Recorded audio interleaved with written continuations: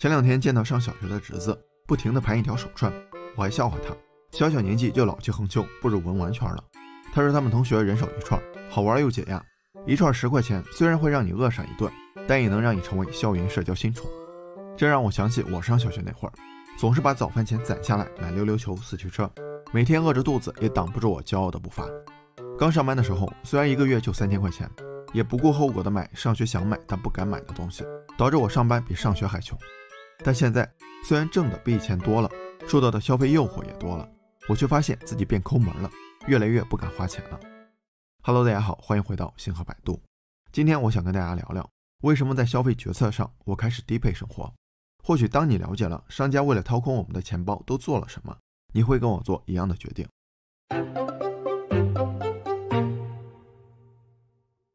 对于商家来说，有需求就有市场，没有需求也可以创造需求，打开市场。一件羽绒服主打保暖只能卖1000块钱，但如果加上防风、防水、防割裂，就能卖到2000。如果再加上能够在极地条件下穿着，价格又翻1倍，而且消费者更愿意为这些完全没有需求的需求买单。毕竟没人会真穿着它跑到北极试试有多暖和。但颅内高潮总是发生在人们为毫无用处的功能支付了高溢价之后。买来以后，他们不仅期待着极冷的天气，还会到处炫耀这件羽绒服有多牛，这个价格有多值。如果说没用的功能只能骗一些对生活品质有要求的中产，那健康概念绝对能打到每一位消费者。所以针对健康创造出需求的商品，往往一经推出就极受欢迎。之前某可乐品牌推出了一款能够抑制脂肪吸收的可乐，不可思议吧？我都喝肥宅快乐水了，我还在乎什么身材？人家不这么想，他们希望我们喝的时候也能幻想着好身材。据说是添加了膳食纤维，能够抑制饭后中性脂肪的吸收，咱也不知道是啥，不过还好只在日本销售，智商税收不到咱这儿。主打健康概念的商品，商家跟消费者都乐此不疲，但有没有用就另说了。纪录片《无节制消费的元凶》里提到，抗菌一词进入消费市场后一发不可收拾，什么商品只要打上抗菌2字，不仅更贵了，也更好卖了。但对一款抗菌香皂做的实验发现，除了价格，它跟普通香皂没什么区别。不管什么时候，健康永远是人们永恒不变的议题，所以也是商家屡试不爽的手段。人们逃不过对衰老、疾病、死亡的恐惧，也就逃不过商家精心设计的付费游戏。不过大人消费总会有一点理智，会考虑价格、品牌、实用性等因素。小孩就不一样了，看到喜欢的玩具，不管是撒娇还是撒泼，他一定要得到。这对商家来说才是最完美的消费者。所以把动画变成动漫，把玩具变成手办，小孩的需求就变成了大人的需求。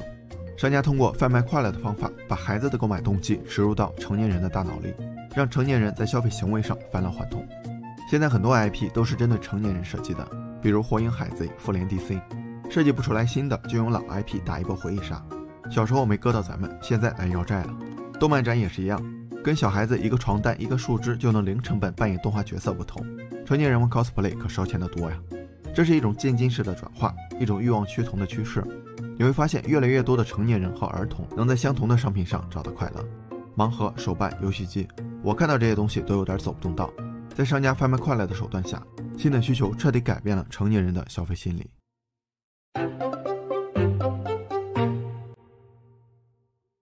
社会学家齐格蒙特·鲍曼把当下定义为消费者社会，就是说谁能在过剩的商品中任意挑选、不断购买，谁就能得到社会的尊重，而且消费的越多，他的社会地位就越高，也就越幸福。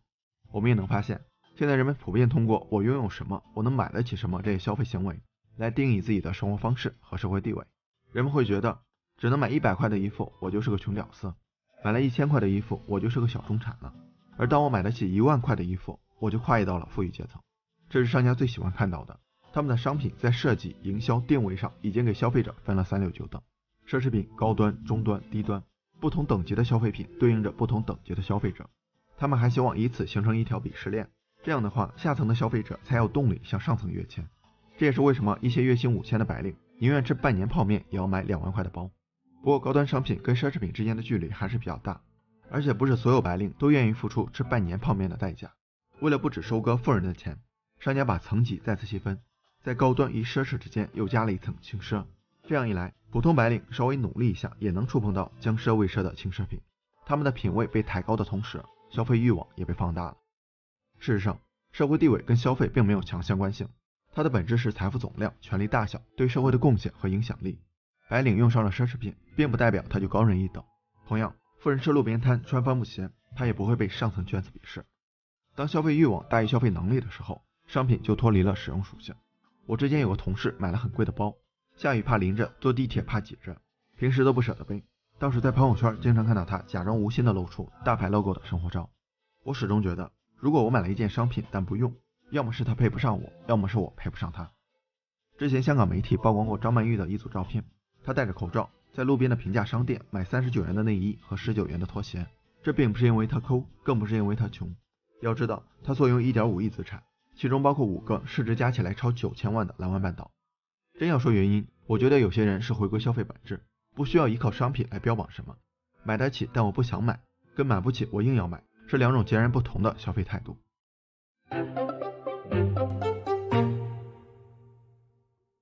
说到底，消费的钱花了就没了，大部分人还是会保持基本的理智，但如果花出去的钱能够收回来，还能收得更多，相信所有人都会失去理智。商家把消费品包装成投资品的手段，就不再是一点一点割韭菜的镰刀了，简直是势如破竹的收割机。比如房子，20年过去了，开发商还在吹嘘投资价值，但就目前的形势来看，房子可能并不是最好的投资标的。2021年上半年，50个重点城市的租售比是1比617，远低于合理租售比的区间水平。租售比可以简单的理解为月租金与售价的比例，比例越高，就是说你买了这个房子租出去，收的租金越高，投资价值也就越高。再者就是学区房，开发商会给你说，这房子500万，首先孩子接受了最好的教育，赢在了起跑线，其次上完学房价没准涨到1000万，怎么算你都赚。话是好听，但咱们也知道，学区房高度依赖政策，现在很多城市已经在试水多效划片等方案，几年之后变成什么样更说不准。万一没有了学区房的概念，那你就成了高位上车的冤大头了。除了房子，大家发现没，球鞋、奢侈品，甚至奥特曼卡片也离奇的成了投资品。要说出自名家之手且无法复制的画作、雕塑是投资品，那在情理之中，但这些工业化生产的商品也能炒出天价，就让人难以理解了。这或许也是商家的一种手段，不仅制造了稀缺性，抬高价格，还能形成新的消费文化，让人入坑自嗨，实在高明。还有一种高明手段是针对成年人焦虑的知识付费产品，商家一般美其名曰投资自己。我以前很喜欢听几分钟拆解一本书，1周2本，1年就100本了，这数量是不是很诱人？靠这个咱也能学富五车了。但事实上，几年下来都不用说知识间的融会贯通，我连书名都忘得无影无踪。真要投资自己，还是得静下心来看书，这个过程肯定比刷手机打游戏痛苦多了，但它给我们带来的更深层的理解和全新的认识，是那些知识搬运工给不了的。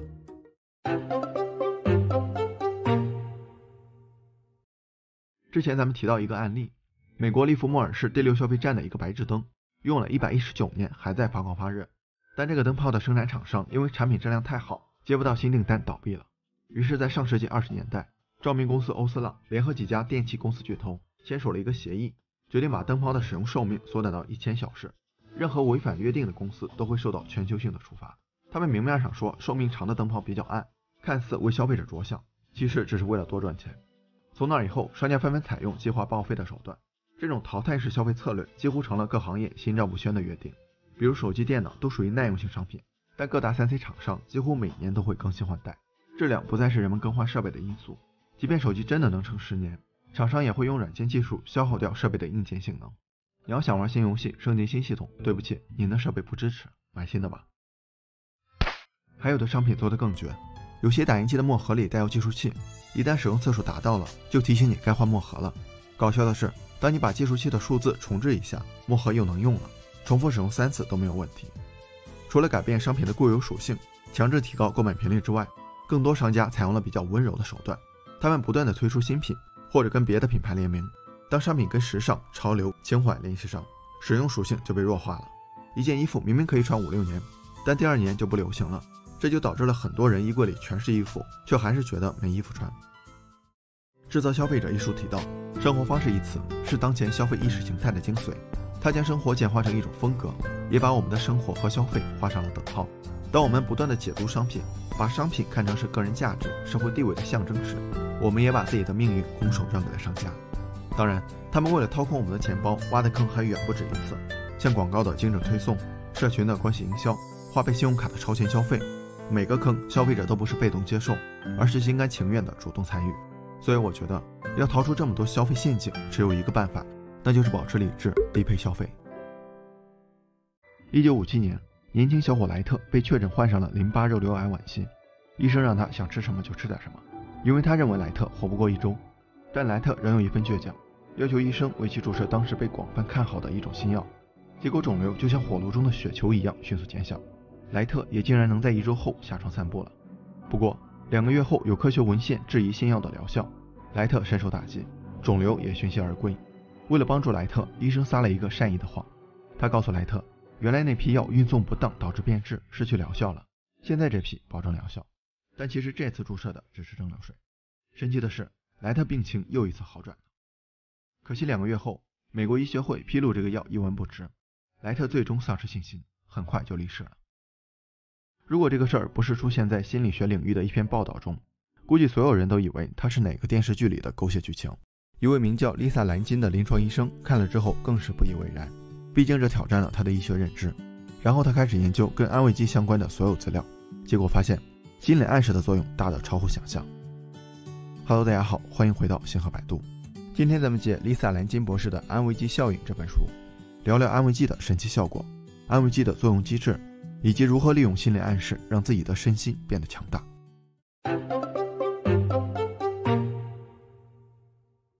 莱特的案例毕竟是个例，存在很大的偶然性。如果多找一些样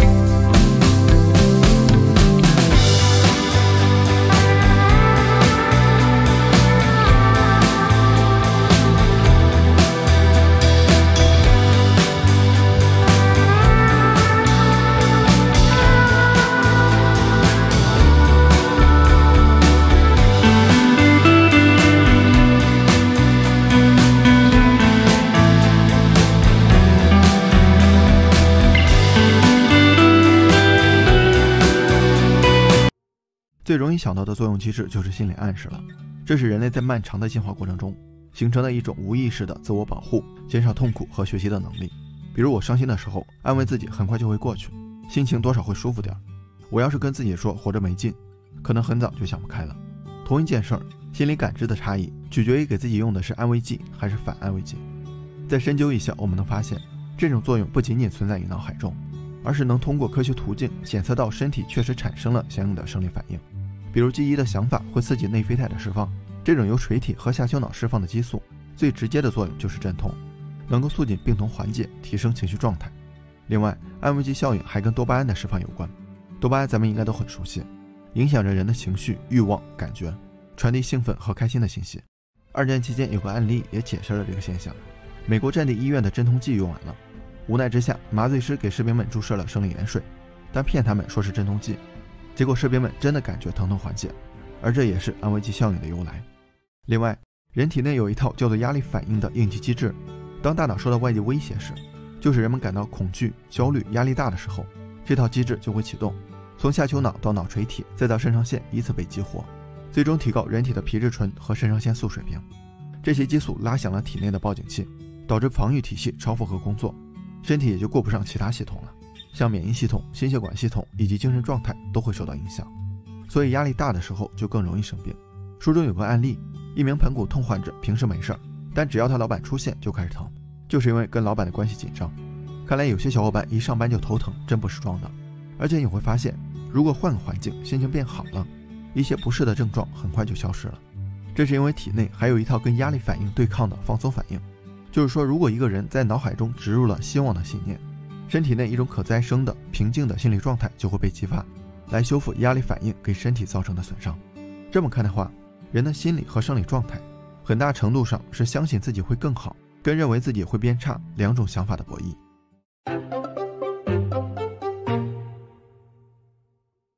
一、用安慰剂养成积极心态。这可不是一句没有实质性作用的鸡汤，相反，积极心态真的会影响一个人的身心健康，甚至寿命长短。哈佛大学心理学家劳拉·库布赞斯基针对1300名男性进行了10年的跟踪研究，发现乐观主义者的心脏病患病率仅为悲观主义者的一半。另一项研究表明，主观幸福的人比其他人的寿命平均长了10年之久。无论是健康人群还是病人，乐观、希望、幽默感都能降低死亡率，延长寿命。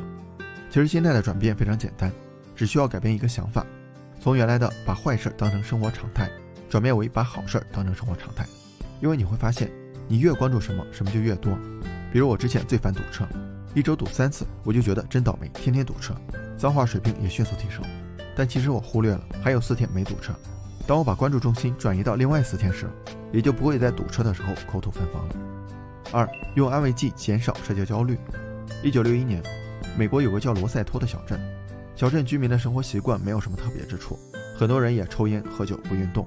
但神奇的是，这里的人都格外的健康和长寿，65岁以下的男性心脏病发病率几乎为0。一位医学博士研究后发现，小镇街坊邻里的关系非常好，经常互相串门，一起举办派对。这种和谐融洽又紧密联系的社交方式，甚至比作息和饮食习惯对健康的影响都要大。果然，后来由于生活方式的改变，紧密的人际关系没了，健康的优势也不存在了。这里并不是说我们必须花一些时间去维护社交，你像我就是个社恐，很少与人沟通，其实问题不大。重要的是改变对社交这件事的看法，因为社恐的人往往将别人视为潜在的威胁，这样每次社交对他们来说都是一场噩梦，压力激素被激发，情绪和健康都会受到影响。但如果不把社交当成负担，身体也就不会出现压力反应，反而会觉得放松，能提升幸福感和健康程度。3、用安慰剂抵抗外界压力。说到压力，年轻人是最有话语权的了。10年寒窗好不容易杀出一条血路，结果发现市场需求太少，学历严重过剩，自嘲当代孔乙己，还被主流媒体批评，你说气人不？而且就业压力还只是进入社会的第一道坎，后面还有结婚、生子、育儿、养老。不管怎样，压力还得自己化解，不然影响了健康还得去医院，又多了一份就医压力。前面咱们提到的放松反应，刚好可以在长期压力下使身体重回动态平衡的状态。方法也很简单，比如冥想就很好使。如果你不想把自己关在安静的房间里练习深呼吸，还可以游泳、瑜伽、散步、哼歌。只要是符合这2个要素，一是把注意力放在简单的重复上，比如呼吸、声音等；二是不做评判的态度，就是忽略外界信息，这样都能激发放松反应。4、用安慰剂提升自我效能。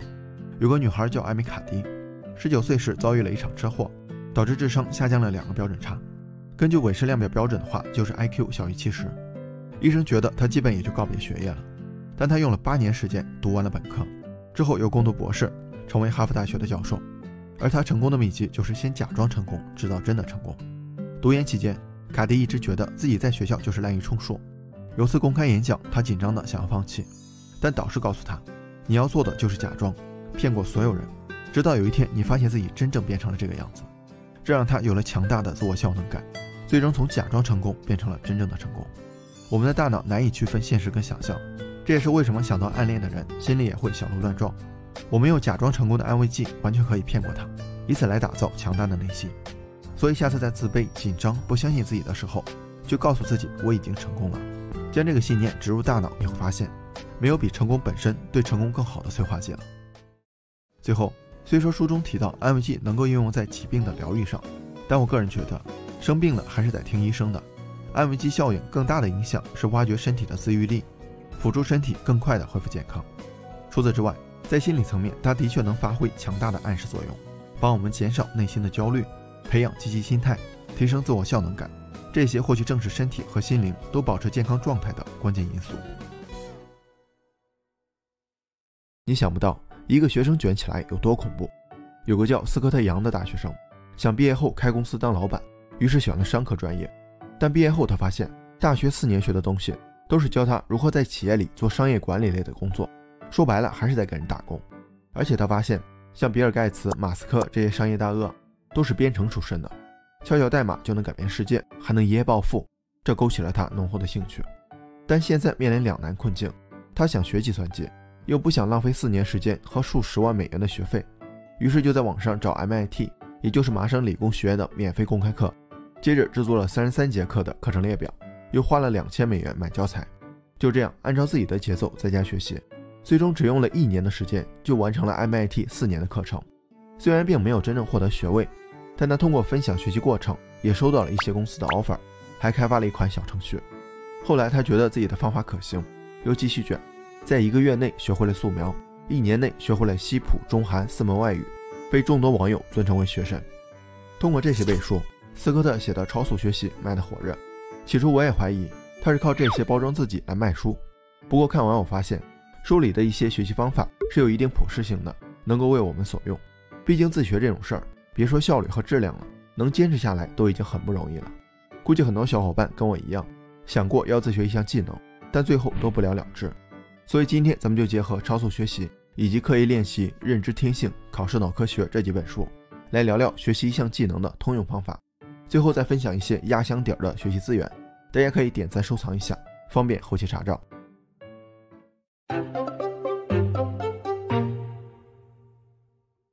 自学跟在校学习不太一样。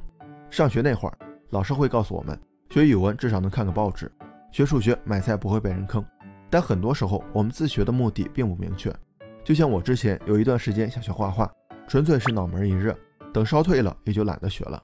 所以我们得先告诉自己学这个技能的目的，怎么安排学习计划，给大脑装个导航。目的最好是具体的、场景化的，这样更能激发自己的行动力。我要学英语，这个目的就比较模糊，是扩展词汇还是练习口语，这些会直接决定我们的学习重心和方法。我们不妨这样设定目标，比如要学习口语，那我要达到能跟老外进行日常沟通的水平，不至于出国旅游随时看着翻译软件，吃饭点上了5个汤。另外，目标设定有个 SMART 原则，就是要具体、可量化、可实现、与行动方案相关、有时效。其中的可量化我觉得没有必要强求，因为这样很容易把真实的目标简单化，掉入计数器陷阱。就像我之前看书，要求自己每个月必须看4本，如此一来，我看书就像是赶进度，不管懂不懂，看完就行。结果就是看似目标完成了，实际上并没有什么用。既然没有用，也就没有坚持的理由了。学习计划我们可以分成2种情况，一种是有一定基础也足够自律，那就可以把计划做得越详细越好。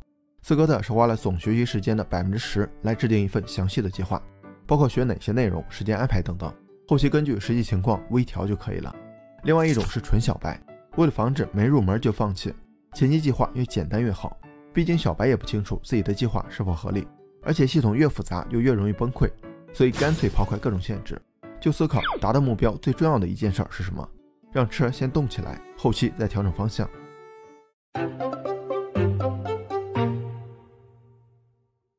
刻意练习的作者做了一个实验，他找了一个叫史蒂夫的学生，每次给他随机说出一串数字，让他尽可能记住并背出来。如果记住了，下一次就会增加1个数字，反之就会减少2个，以此类推。刚开始史蒂夫最多只能记住7个数字，这个结果也符合短期记忆的容量。但随着不断练习，他找到了一种有效的联想记忆法，就是把数字跟自己熟悉的物体联系起来。于是他突破了瓶颈，记住了9个、10个。之后每次遇到瓶颈，他没有选择停留在舒适区，而是不断思考如何改进。最后一次他记住了82个随机数字。所以作者得出一个结论，让练习更有效的方法就是走出舒适区。这也是刻意练习最重要的一个原则。除了舒适区，还有个误区是获取知识的来源。我之前喜欢看几分钟拆解一本书，几分钟学会什么技能之类的，以为看到即学到，到头来别说内容，我连标题都记不住。既然要学，那就不能停留在简单了解的层次上，最好是接触一手资源，去听大学公开课，去看经典原著，甚至学术论文。虽然这个过程比较痛苦，但它能给我们带来的更深层的理解和全新的认知，是知识搬运工给不了的。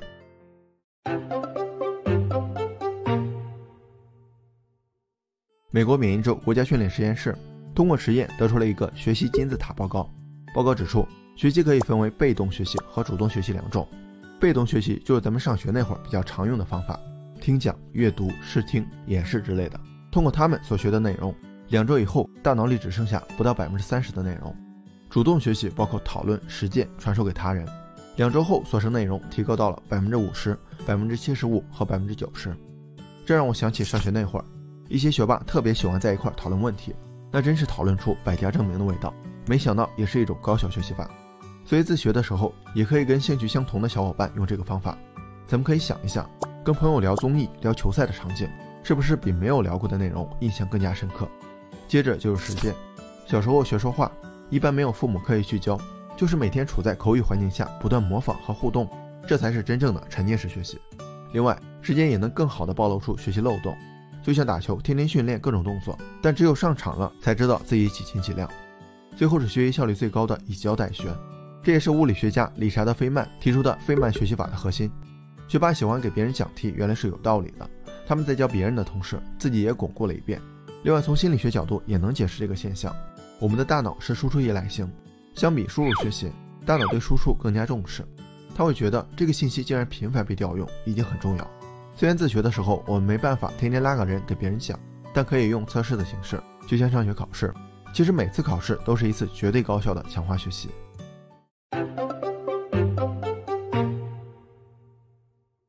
上学学到的很多知识，一毕业基本都还给老师了。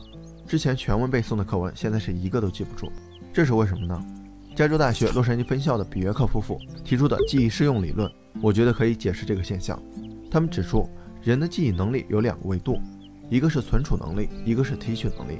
存储能力不会随时间减弱，也就是记住一个东西就被刻在脑子里了，本质上并没有遗忘。但为什么想不起来呢？主要是提取能力的问题。存储的记忆如果经常被调用，提取能力就会变强，反之就会减弱。举个例子，一个很久没见的同学，你可能怎么想都想不起来他的名字，但哪天见了面，你当时就记起来了，之前的场景也都历历在目。所以不是记忆消失了，而是不好提取了。根据记忆适用理论，大脑每一次提取记忆，对应的提取能力就会提高一次，而且因为这段记忆在大脑里又过了一遍，所以存储强度也增加了。这也是为什么你见了这个同学一面，对他的印象也会更深一点。这样我们就知道反复调用是可以强化记忆的，但怎样才能通过更少的调用达到更好的记忆效果呢？这里有2个小技巧。第一个，间隔练习，这个是认知天性里的一个方法，它可以让记忆痕迹得到多次加深。比如复习功课，一天集中复习8个小时，倒不如分成4天，每天2个小时。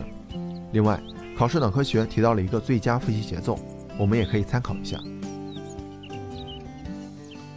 第2个，适当制造困难，这个方法其实我也想不明白。不过在一个实验中，研究人员让2组受试者记一份名单，对 A 组不干涉，却屡次打断 B 组。30分钟后测试，结果 B 组的成绩更好。这个实验刚好证明了必要难度原则。我们提取一个记忆花费的精力越多，有关这个记忆的存储能力和提取能力都会提升越多。所以我们可以试着切换练习场所，不同技能穿插练习，也可以用狮子记忆法，背书的时候来回走动，甚至可以在适当低温和饿肚子的条件下练习。